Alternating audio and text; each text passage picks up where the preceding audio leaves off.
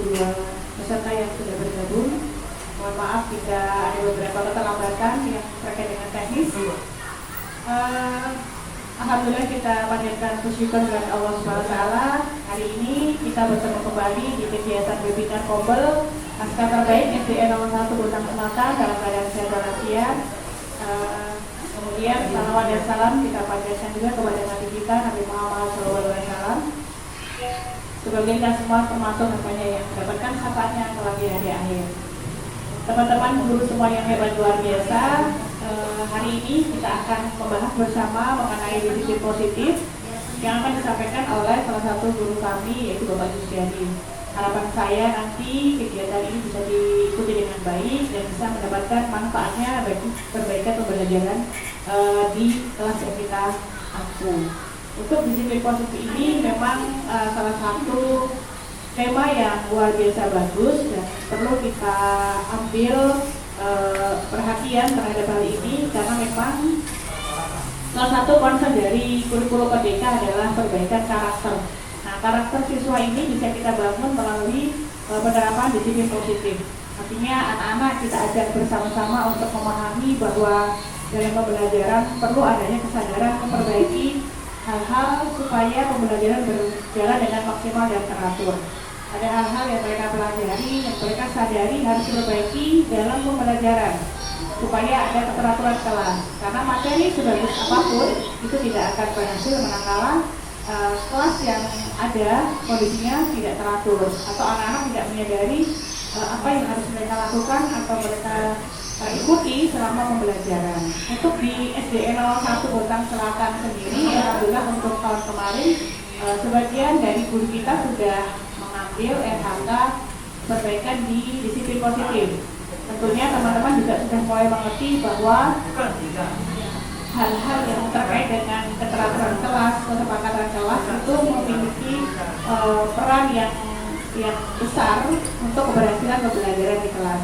Kita akan refleksi bersama nanti dengan Pak Jusdiadi apa yang sudah kita lakukan di kelas yang selama ini menjadi unsur keberhasilan di kelas. Saya harap setelah mengikuti kegiatan ini nanti selain untuk melengkapi yang menjadi target dari RHK, teman-teman juga sudah mulai memperbaiki pembelajaran di kelas selain metode pembelajaran supaya hasil yang diberikan lebih maksimal, terutama terhadap perbaikan karakter siswa. Dari saya mungkin tidak akan panjang lebar, kita akan sama-sama berefleksi dan juga sama-sama memperbaiki cara kita mengajar di kelas, memperbaiki bagaimana melibatkan anak supaya sadar berperan aktif dalam disiplin positif di pembelajaran di kelas. Demikian, selamat datang kepada seluruh peserta webinar. Setelah ini kita akan saling berkomunikasi lagi di Kombel Naskah Terbaik SDN 01 Bintang Selatan. Kepada narasumber kami, Bapak Jusdiadi, kami persilakan untuk memulai kegiatan atau materi selanjutnya. Terima kasih. Wassalamualaikum warahmatullahi wabarakatuh.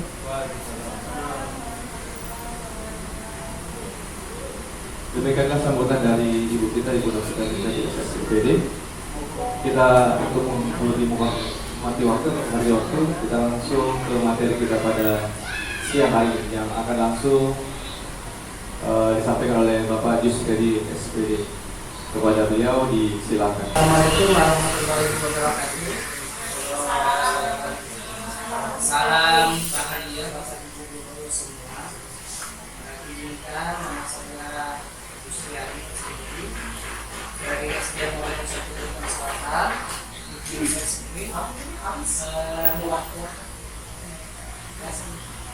Diseminasi modul 174 ini adalah salah satu syarat dalam pendidikan guru penggerak yang mana kami diminta untuk menyampaikan dan mensosialisasikan dan diseminasikan ke teman-teman.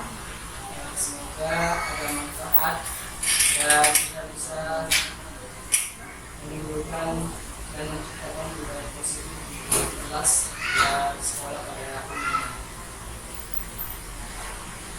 Oke, apa itu budaya positif? Budaya positif di sekolah yaitu nilai-nilai dan kebiasaan-kebiasaan di sekolah yang berpihak pada peserta didik agar mereka dapat berkembang menjadi pribadi yang kritis, tentunya penuh hormat dan bertanggung jawab. Selanjutnya, untuk menciptakan disiplin positif tersebut, adapun perubahan paradigmanya, yaitu yang pertama, untuk membangun budaya yang positif, sekolah perlu menyediakan lingkungan yang positif juga, lingkungan yang aman dan nyaman agar murid-murid mampu berpikir, bertindak dan mencipta dengan merdeka, mandiri dan bertanggung jawab. Jadi di sini peran serta lingkungan sekolah sangat dibutuhkan dengan peserta didik dan guru-gurunya. Selanjutnya, lazimnya disiplin dikaitkan dengan kontrol dalam hal ini kontrol guru dalam menghadapi peserta didik.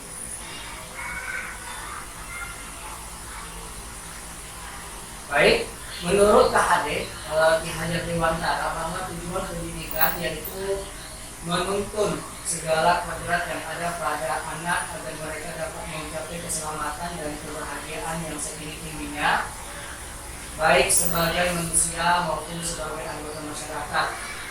Oleh sebab itu, pendidik itu hanya dapat menuntun tumbuh atau hidupnya kekuatan kodrat yang ada pada anak-anak agar dapat memperbaiki dirinya, bukan dasarnya hidup dan tumbuhnya kekuatan kodrat anak. Jadi kalau dulu kita sering mendengar tuntutlah ilmu atau peserta didik itu harus menuntut ya, tapi sekarang bahasanya dialihkan ke hal-hal yang positif, yaitu menuntun. Jadi tidak lagi menuntut. Jadi guru itu tidak lagi menuntut anak agar menjadi A, B, dan C, tetapi di sini guru atau peserta pendidik jadi kepada menuntun ya. Menuntun itu adalah mengayomi mereka dan guru itu sebagai fasilitator, bukan lagi sebagai pembelajaran itu tidak lagi berpusat kepada guru, tetapi pembelajaran itu berpusat kepada peserta didik. Di sini kita sendiri yang memegang kontrol atas kepalan tangan kita. Apakah kita akan membuka atau menutup kepalan tangan kita itu bergantung pada diri kita masing-masing sesuai dengan kebutuhan dasar kita saat itu. Jadi prioritasnya kita sebagai pendidik sekarang yaitu harusnya menuntun ya, bukan lagi menuntut peserta didik. Adapun selanjutnya ilusi kontrol. Yang pertama yaitu ilusi guru mengontrol murid. Ini yang dulu yang pernah kita pahami. Terus yang kedua, ilusi bahwa kritik dan membuat orang merasa bersalah dapat mengeluarkan karakter ya. Dan ini perlu diluruskan juga bahwa ketika membuat orang bersalah itu tidak lagi dapat mengeluarkan karakter, tapi malah sebaliknya. Terus yang ketiga, bahwa semua perbuatan positif efektif dan bermanfaat.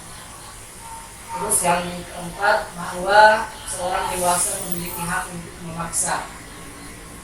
Ini adalah ilusi kontrol yang perlu kita luruskan. Perubahan paradigma stimulus respon dan teori kontrol. Siapa sesungguhnya yang memiliki kontrol? Kalau dari segi stimulus respon, ini ada contohnya, kita mencoba mengubah orang agar berpandangan sama dengan kita. Sedangkan teori kontrol, kita berusaha memahami pandangan orang lain tentang dunia. Jadi di sini kita lebih membuka diri, tidak harus menyamakan persepsi kita apa yang kita yakini kepada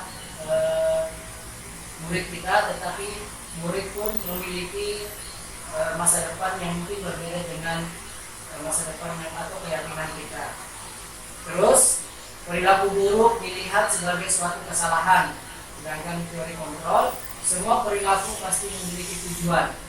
Yang mungkin mereka melakukan hal yang tanda kutip salah, mungkin mereka memiliki tujuan tertentu yang harusnya itu kita mencari alasannya dulu, tidak langsung menjustis kesalahan mereka.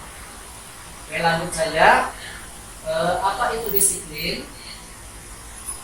Adapun disiplin berasal dari bahasa Latin yang artinya belajar. Makna asal dari kata ini berkonotasi dengan disiplin diri dari murid-murid, ya, Sokrates dan Plato. Jadi disiplin itu adalah belajar. Yang ketiga, disiplin diri membuat orang menggali potensinya menuju sebuah tujuan apa yang dia hargai. Nanti kita akan dalam kegiatan ini kita akan mengetahui tentang posisi kontrol guru. Jika ada masalah, ada namanya keyakinan kelas dan keyakinan sekolah.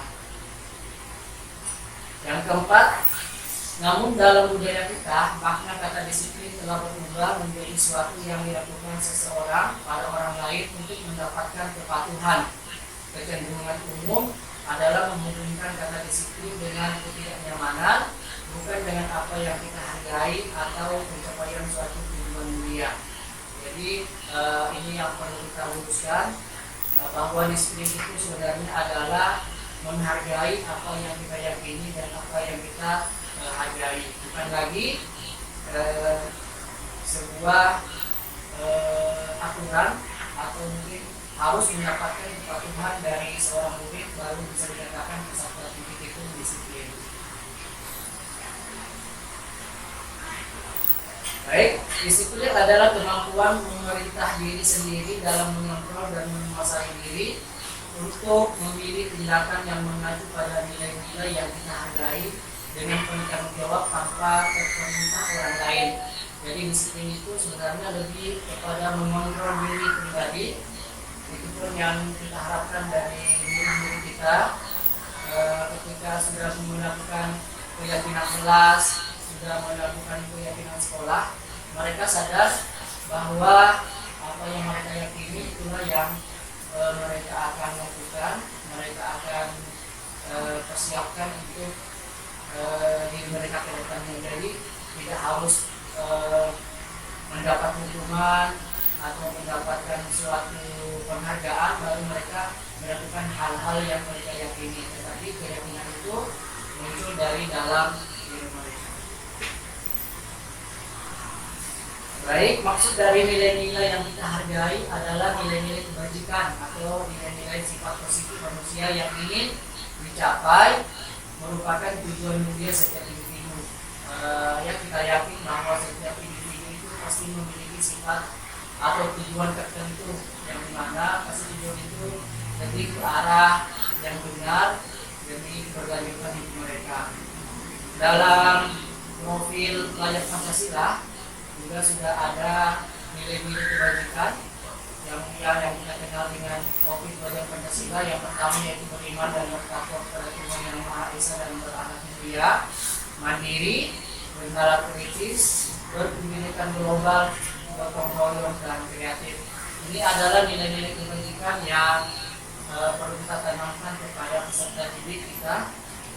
Apalagi sekarang kita sudah menggunakan kurikulum merdeka yang dimana profil pelajar Pancasila ini tidak bisa kita pisahkan dan itu harus kita laksanakan. Baik, untuk teori motivasi ini terbagi menjadi dua. Ada motivasi yang datangnya dari luar, namanya motivasi eksternal, bisa dari orang tua, dari guru, dari teman.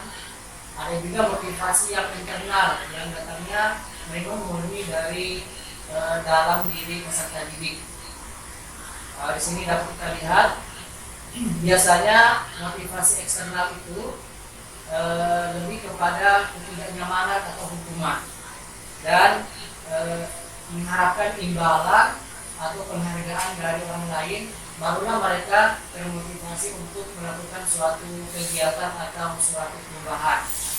Tetapi kalau motivasi internal yang disiplin itu mereka mempunyai motivasi dari dalam diri mereka sendiri dengan kesadaran mereka bahwa ini baik dan mereka dapat melakukannya dengan sukacita. Jadi tidak ada paksaan dari luar ya, tetapi lebih termotivasi dari dalam diri mereka. Selanjutnya yaitu kebutuhan dasar manusia. Setiap manusia pasti membutuhkan atau kebutuhan dasar ini pasti ada di setiap manusia. Yang pertama yaitu cinta kasih dan diterima. Pasti semua kita membutuhkan kebutuhan dasar ini. Kita membutuhkan cinta kasih dan diterima. Yang kedua penguasaan. Penguasaan ini pasti kita ada kalanya merasa harus dihormati, harus dihargai, menguasai suatu komunitas, menjadi pemimpin itu adalah kebutuhan dasar manusia yang lainnya. Yang ketiga kesenangan. Ya, kita sebagai manusia pasti membutuhkan kebutuhan dasar yang kesenangan. Pasti kita jalan-jalan, belanja, shopping, terus tamasya. Ya, jadi itu salah satu kebutuhan dasar kita. Yang keempat kebebasan. Kebebasan itu yang mungkin kita bergandaria, tertawa bersama teman-teman. Dan yang terakhir bertahan hidup ya. Ini mungkin yang paling pokok kita sebagai manusia. Kadang mungkin anak murid kita melakukan kesalahan. Mungkin alasannya ya termasuk di antara yang 5 ini. Mereka membuat mungkin berbuat kesalahan, contoh mencuri, mungkin mereka untuk memenuhi kebutuhan dasar mereka yaitu bertahan hidup. Mungkin mereka butuh makan, akhirnya mereka terpaksa untuk melakukan kejahatan tersebut. Jadi nanti kita tidak langsung menjustis kesalahan mereka, mungkin nanti kita lebih kepada keyakinan jelas. Nanti ada restitusi, segitiga restitusi dalam memecahkan suatu masalah peserta didik. Oke. Di sini ada sebuah contoh. Ibu Ani, guru kelas 5 di SD Pelita Hati, sedang bingung menghadapi ulah salah satu murid di kelasnya. Namanya Agus. Beberapa anak telah datang dan mengeluhkan Agus yang seringkali meminta bekal makan siang mereka dengan paksa. Jika Anda menghadapi situasi seperti Ibu Ani, apa yang akan Anda lakukan? Menurut Anda, kira-kira apa alasan Agus melakukan hal itu? Silakan Bapak Ibu jika ingin menjawab, silakan open mic. Kira-kira dari 5 kebutuhan dasar manusia tersebut, Agus melakukan hal itu kenapa? Apa alasan Agus melakukan hal itu? Mungkin kesenangan kah? Atau cinta kasih? Penguasaan? Atau hanya untuk kesenangan gangguin temannya? Atau untuk bertahan hidup? Bapak Ibu, di sini mungkin ada yang bisa memberikan alasan kenapa Agus melakukan meminta paksa makanan teman-temannya. Ayo Bu Sri. Lapar. Lapar. Kalau lapar biasanya bertahan hidup. Kalau nggak makan mati. Ya, mungkin itu salah satu alasan Agus.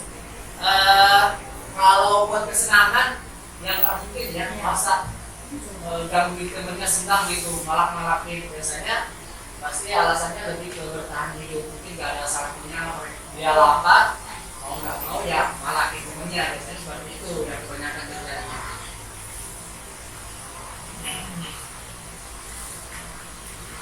Oke, ini tadi penjelasannya. Dia pasti ini yang pertama ya. Apabila jawaban Agus dan dia lapar dan orang tuanya tidak membawakannya bekal, maka Tuhannya itu bertahan hidup. Tapi kalau apabila Agus karena senang, dia senang temannya jadi memperhatikan dia, berarti dia butuh kasih sayang.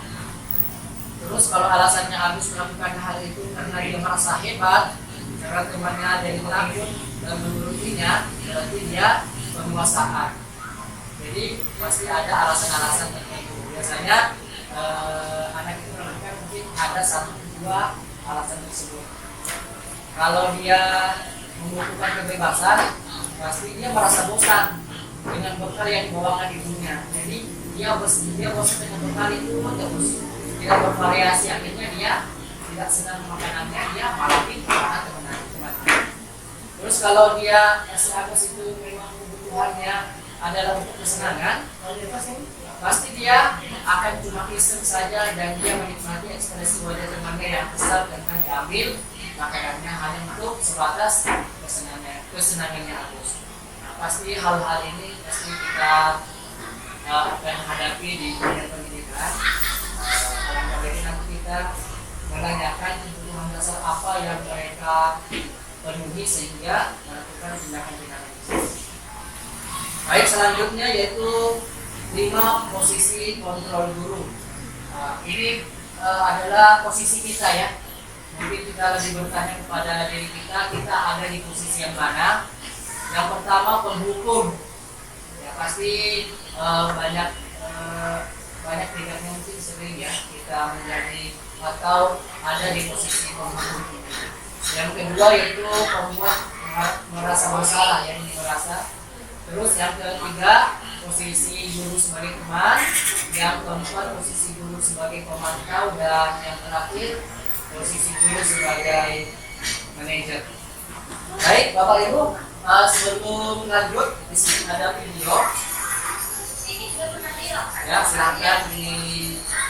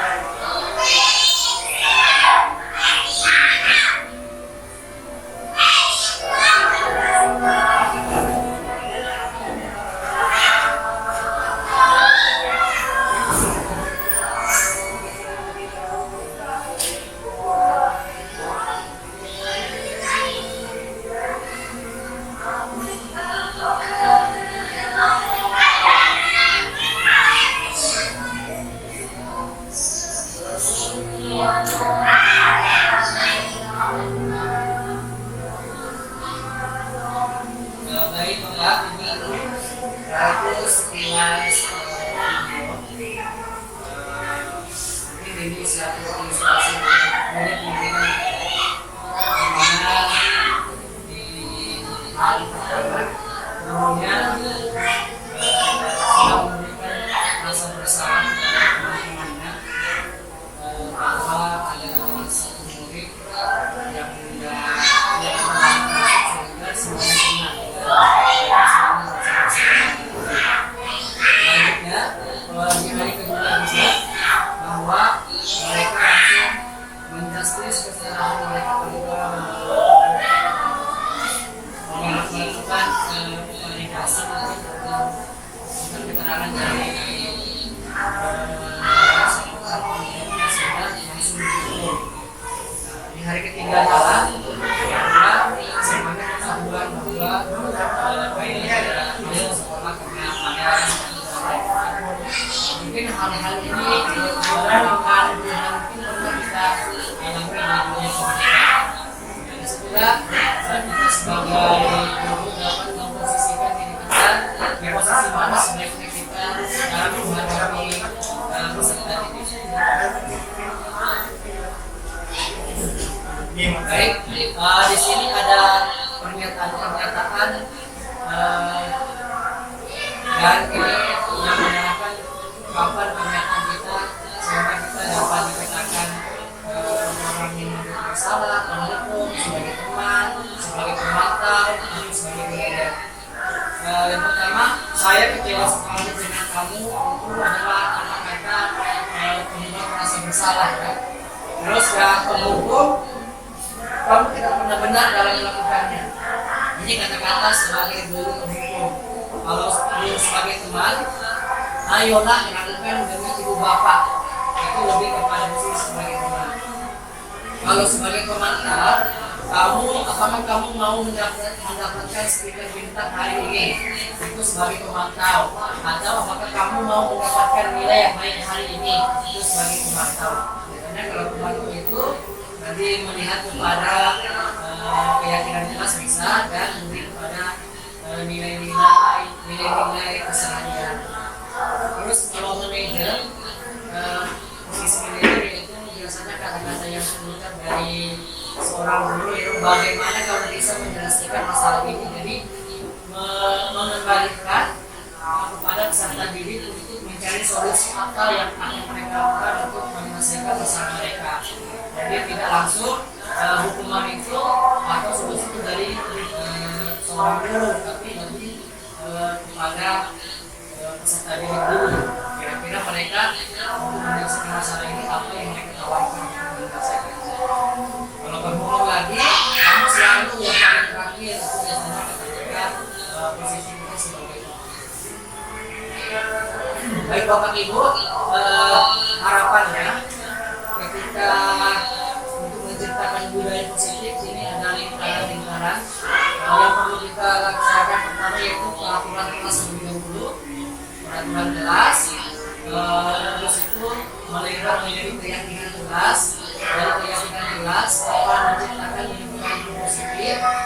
Selanjutnya dari lingkungan positif itu akan menjadi budaya positif di sekolah tersebut. Jadi letaknya dari sebelum dari kelas, keyakinan kelas, terus lingkungan positif itu sudah menjadi di sekolah, juga menjadi budaya positif yang dapat dimasuk dari sekolah.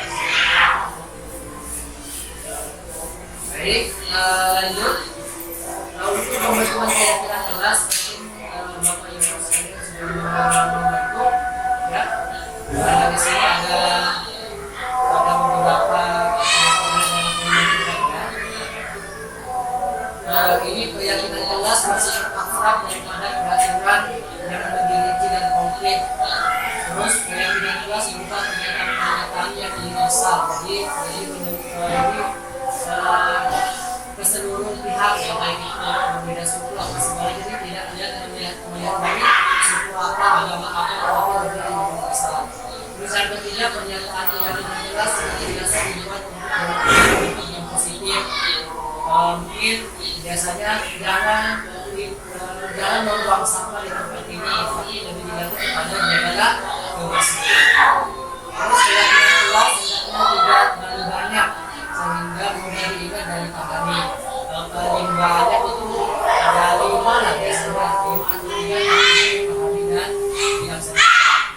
Yang selanjutnya, semua warga kelas sebaiknya ikut berkontribusi dalam membuat kegiatan kelas lewat curah pendapat. Terus bersedia meninjau kembali keyakinan kelas dari waktu ke waktu. Jadi keyakinan kelas yang sudah ada itu sebenarnya akan dirubah sesuai dengan keadaan kelas saat itu. Terus untuk menciptakan keyakinan tersebut harus melibatkan semua murid ya. Mungkin kalau kita mau membuat keyakinan sekolah, ya mungkin dari orang tua, murid, terus guru juga harus dilibatkan. Baik, untuk membuat kesepakatan kelas, mungkin saya yakin sudah kita buat kesepakatan kelas di awal pembelajaran. Kemarin di pembelajaran ada praktik baik mungkin dari salah satu sekolah. Jadi di awal pembelajaran mereka itu 2 minggu pertama di awal pembelajaran mereka itu fokus kepada pembuatan keyakinan kelas dan program kelas. Jadi 2 minggu mereka membuat waktu segitu pentingnya sehingga ketika 2 minggu itu sudah berjalan dengan baik, insya Allah pembelajaran pun akan berjalan dengan baik. Selanjutnya kita masuk kepada segitiga restitusi. Ini sudah nggak asing lagi. Segitiga restitusi ini adalah hal yang kita lakukan ketika menghadapi suatu permasalahan di sekolah. Ya. Ada 3 tahapan segitiga restitusi. Restitusi yang pertama itu menstabilkan identitas. Menstabilkan identitas biasanya kalimat-kalimat yang kita ucapkan untuk peserta didik kita yaitu berbuat salah itu tidak apa-apa, tidak ada manusia yang sempurna. Jadi baik peserta didik maupun guru, mungkin presiden atau mungkin orang tua kita juga pasti punya kesalahan. Setelah tahapan yang pertama yaitu menstabilkan identitas, selanjutnya yaitu memvalidasi tindakan yang salah.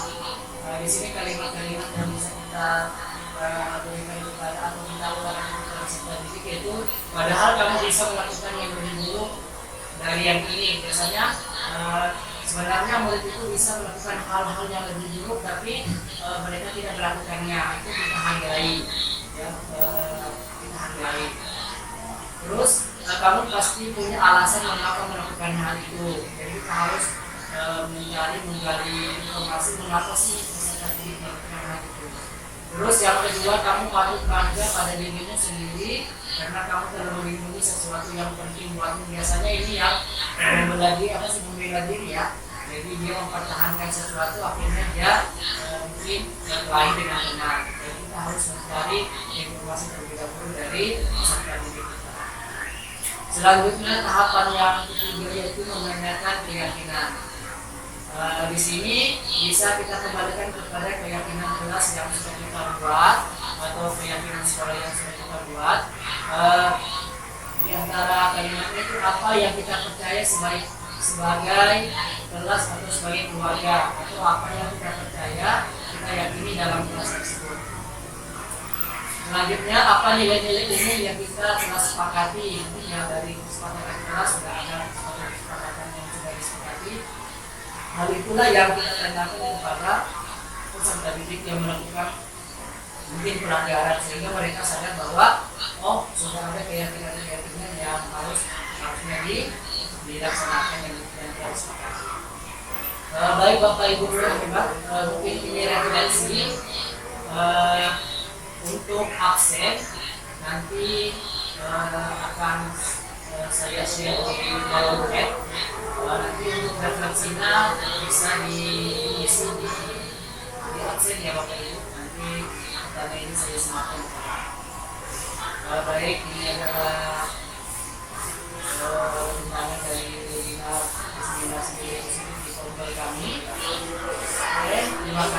Bapak Ibu guru hebat, Insya Allah. Wah, untuk absen akan saya share di kolom chat ya. Silakan nanti guru hebat mengisi absen untuk mendapatkan sertifikat.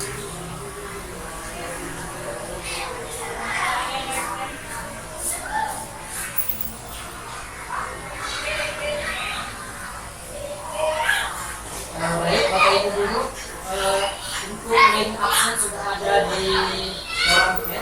Jumpa lagi teman-teman. Wassalamualaikum warahmatullahi wabarakatuh. SDN 001 Bontang Selatan is the best.